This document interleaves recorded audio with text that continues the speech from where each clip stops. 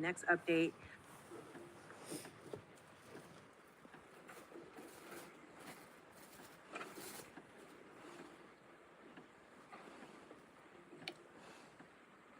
All right, you guys ready?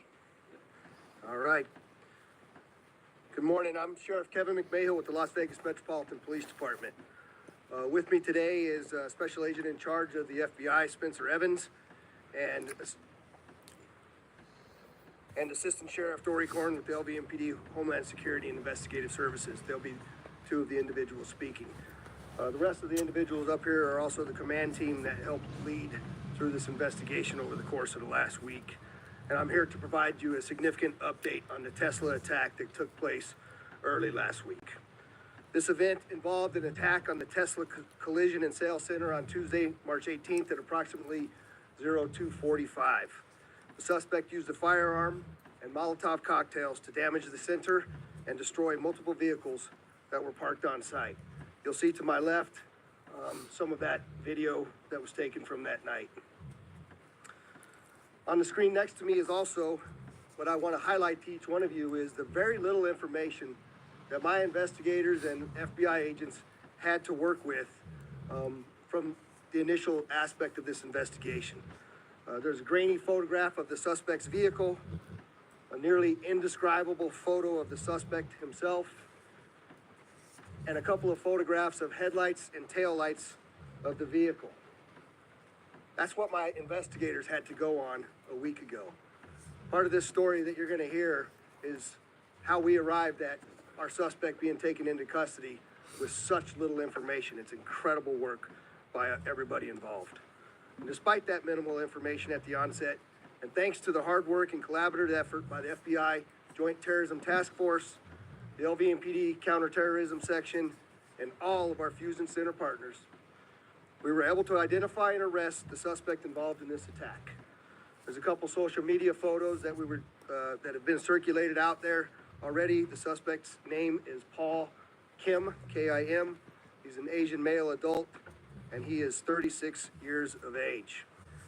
I'm going to transition now to Assistant Sheriff Dory Korn to explain to you exactly what happened over the course of this last week. Sheriff Korn. Thank you, Sheriff. Good morning. I'm Assistant Sheriff Dory Korn at the Las Vegas Metropolitan Police Department. I oversee our Homeland Security and Investigative Services Group, which includes our counterterrorism section. I have the opportunity here to provide the details of the investigation, but there's no doubt this was a collaborative effort involving multiple agencies, numerous, actually hundreds of personnel that have been involved.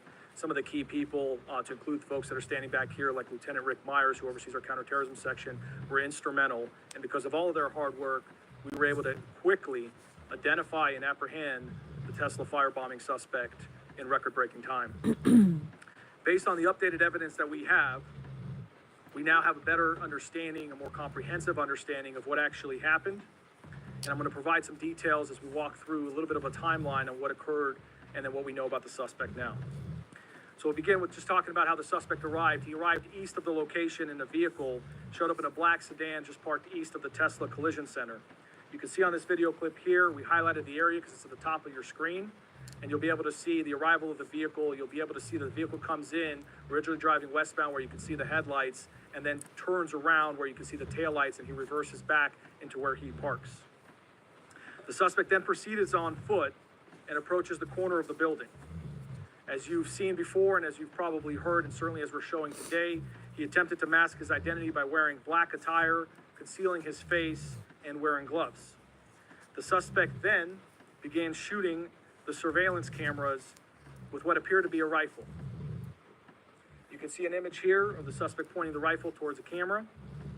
At least 2 surveillance cameras were damaged by gunfire. And then upon shooting the cameras, the suspect proceeded to the front doors of the Tesla, and he began spray painting the words "resist" across the doors. I'll let this video play because you'll get a better shot of the suspect. You can see his description as he goes across the clear doors there, committing his act of crime.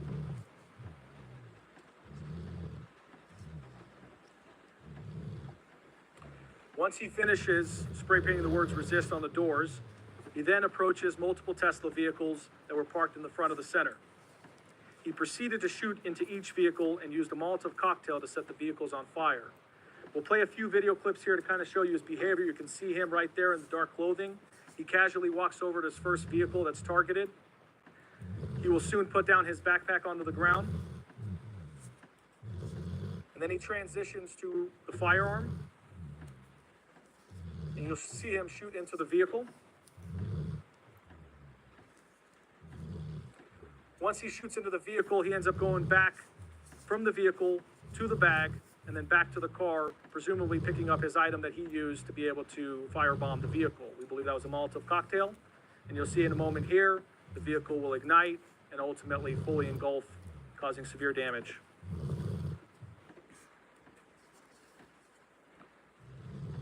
The suspect then continues on to a second vehicle, and you can see here he's on to the second target. He'll do very similar behavior where he shoots into the vehicle, he goes into the backpack, retrieves an item, and ultimately you'll notice here that he ends up getting the second vehicle on fire as well.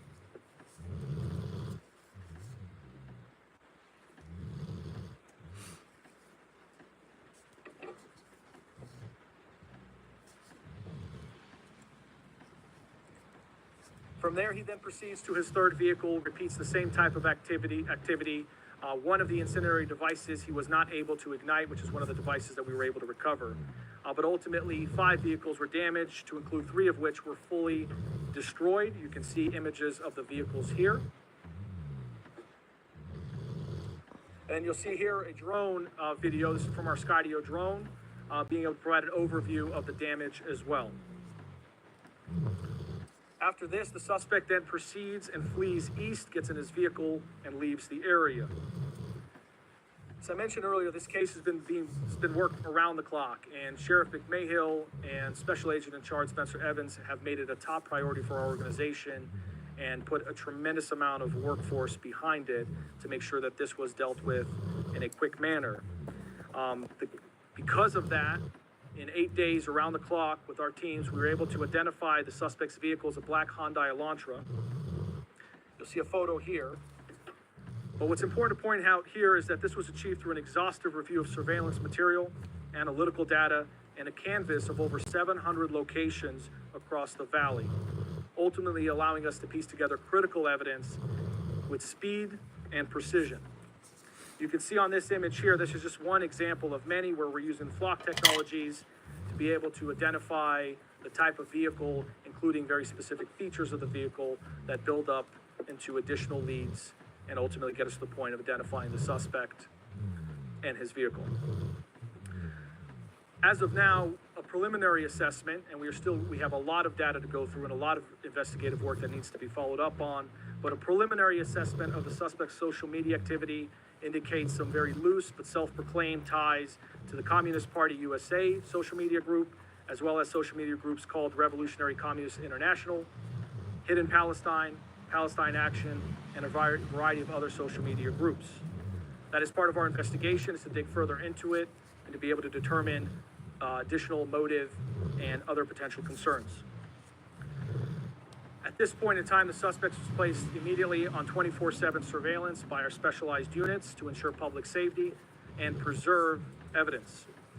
Additional evidence was collected as we continued our investigation, and the suspect was ultimately arrested yesterday evening. A search warrant was then obtained and served by the LVMPD SWAT team, which is by far one of the best, if not the best, SWAT teams in the country. They were able to do that safely and quickly. And as a part of their operation, we were able to conduct searches of 2 vehicles linked to the suspect's apartment, and we were also able to collect a buccal swab for DNA to be able to compare that to the DNA that we recovered from the scene. Our searches revealed numerous items of interest to include multiple rifles, a shotgun, a handgun, and miscellaneous gun parts. You can see a photo to my left of some of the items that were recovered. We also were able to recover ammunition in multiple calibers to include the caliber that was used in the crime.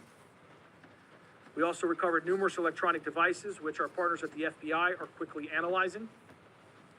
We also recovered a black gun belt with a pouch that had pink paint residue on it.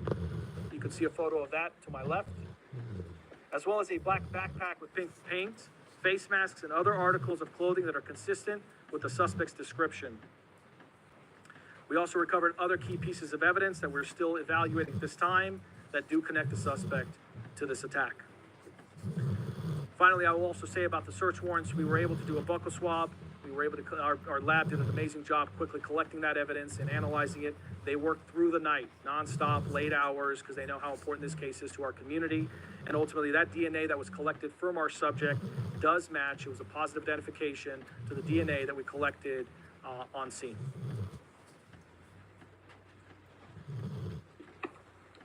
It's also worth noting, I'll just kind of conclude here by talking about the charges. So for now, at this point in time, he was charged with numerous felonies to include 3 counts of arson, 3rd degree, 3 counts of unlawful possession of explosive or incendiary device, 4 counts of destroying property, and 5 counts of discharging a firearm into a vehicle or structure.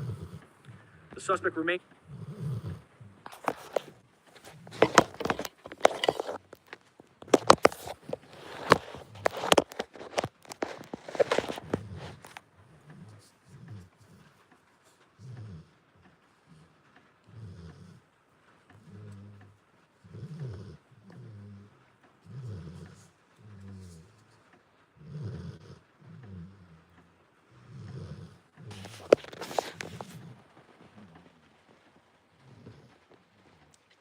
It's a shame he's so uncomfortable. Guys, make sure you check out the videos I posted here on YouTube today. Or go to TikTok. And if you guys watch my TikTok videos, please make sure to like, comment, save, and then hit the copy link button. You don't have to send it anywhere, but if you just hit those buttons, it will help get my videos through the algorithm or whatever.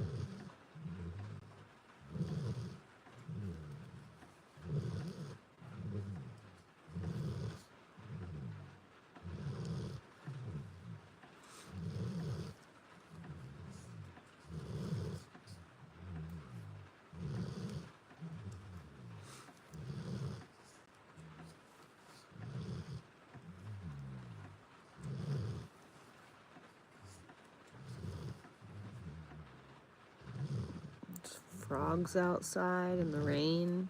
It sounds so nice.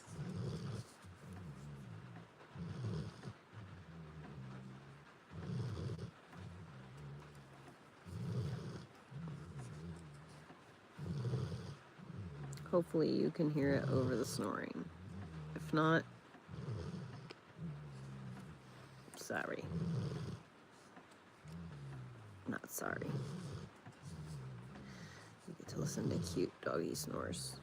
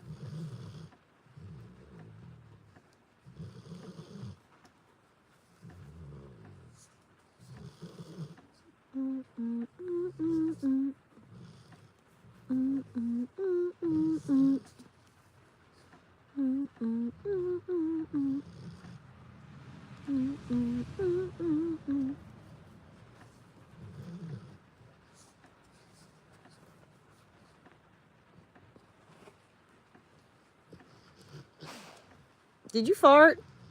Oh, you got the sulfur farts. You got the stinky egg farts.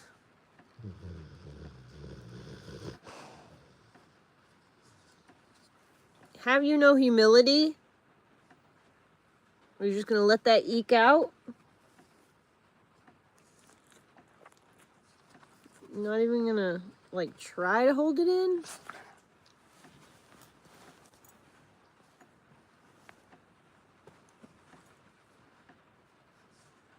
Stinky boy.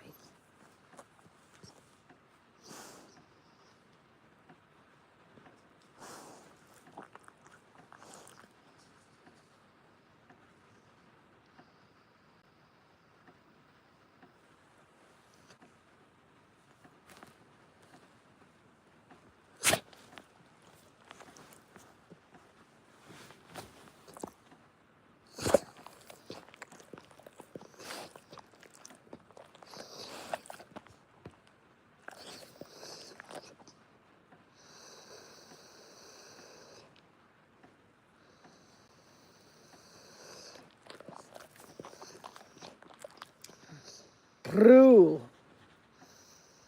That's some faux right there, man.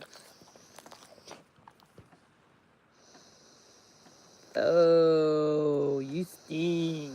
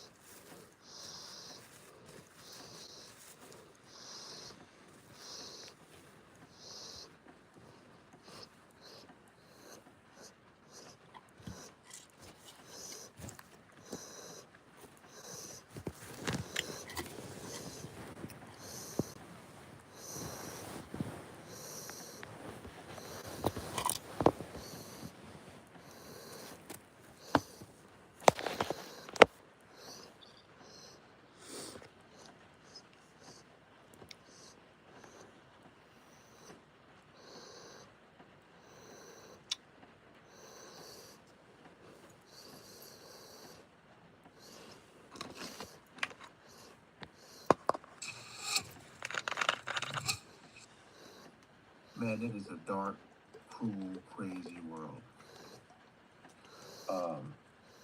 It's just crazy how this is like just going silent, man. Silent. Welcome back again. Thank y'all so much for coming over. We're back on the introvert Rockstar channel, says Angie Stone's death was a setup.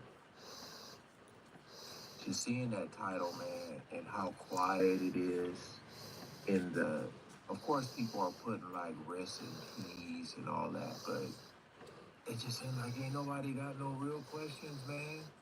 And you know, people die every day. People get into car accidents. I know things happen. But like I said before, and I will continue to say, something seems extremely weird with this one. So, we ain't gonna waste no more time. I'll leave the link to his channel so you guys can subscribe and check out more from him. Let's jump right into it. It's about us putting enough attention on this until we get justice for her passing. Do y'all understand that? What is this? I can't gain nothing off of this. Angie is gone. But in her legacy and memory, I can do exactly what I'm doing, what she would have wanted me to do. This is about her kids getting justice for their mother passing. And I'm actually appalled, to be honest, because there's so many people in the middle of our circle that don't want to talk. There's so many celebrities that haven't said one word. So many celebrities that have not said justice for Angie Stone. Nobody's. That's what I just Yeah, said. they don't want to die. Sony still owes them Like money. you know, I said people been saying rest in peace. But Shit, you ain't Limp been seeing Bizkit no, is like, suing justice. Like, Universal Music again, Group. Like Drake is suing Sony. if Angie this was about to them, sue there were probably Sony. more people doing the same thing. Words. You know? Standing up with a flag up, doing what I'm doing. Besides Tyler Perry wanting to get to the bottom of this. Where are all our celebrities, man? Where are all the people she... And I swear I'm not trying to pause this too much, but that's what I said.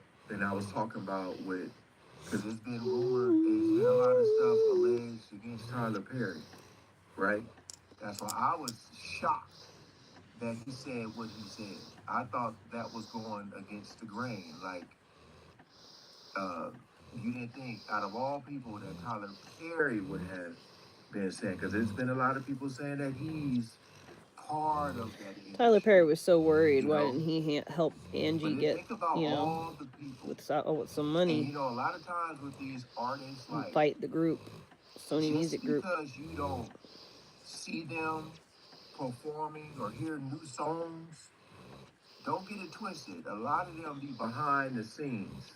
A lot of people start off, or not start off, but be writing songs for other people. I know Neo wrote a lot of songs for Beyonce. Even people, if you guys listen to Chris Stapleton's wife had to push him to start singing because he was behind the scenes. So I'm pretty sure Angie Stone probably wrote a lot of stuff for people. You know what I mean? wrote, produced for. Where are all the people she helped? Can nobody wanting to get to the bottom of this? Where are all our celebrities, man? Where are all the people she wrote, produced for?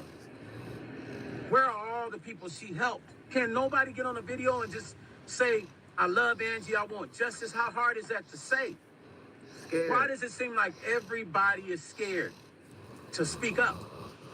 They Gee, said, I no, can't imagine we why. didn't hire Angie Stone another is only attorney, dead. but everybody in the band, they have attorneys now. They signed the next day. So there's a non-disclosure agreement. This is why nobody is speaking. The next day after the accident, everybody in that band signed an agreement not to speak because they have attorneys. So they can't speak. So y'all wonder why nobody's spoken? Why you ain't seeing nobody in the band speaking? They have attorneys. And look, that's Stone Paxton. That's the dude that was helping Angie Stone get her royalties back. That's the dude that was helping Angie Stone to get that gig in Las Vegas. So go subscribe to his YouTube channel. Man. He has a lot of information. So you telling me these people signed an NDA, but you have to sit back and think and use your common sense. Ever since March 1st, we haven't had no real investigation on this case. We haven't had no professional photos of the accident. Nothing. We haven't had no interviews from the people that was in the van. We haven't even heard from the truck driver or the trucking company. And I know why, because everyone in that van that day knew that Angie Stone was gonna die. And see, this the cold part. Remember the lady on TikTok that said that she pulled over and then she went over to help Angie Stone out of the van? Guess what? She wasn't lying.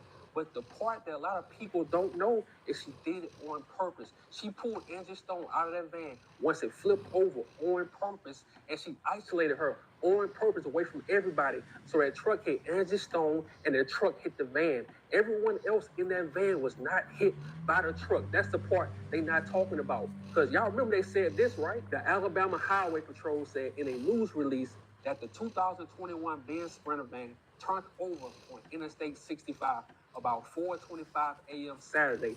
That happened first, before being hit by a 2021 Freightliner Cascadia truck driven by a 33-year-old man from Texas. So like I said, everyone knew the game plan. When that van flipped over, everyone braced themselves and they knew the van was going to flip over. Why do you think the van flipped over ironically at 4:25 a.m.? You think that's a coincidence? But this is everyone that was in the van. I'm gonna go to bed. Letha Carter driver. I'll see you guys tomorrow.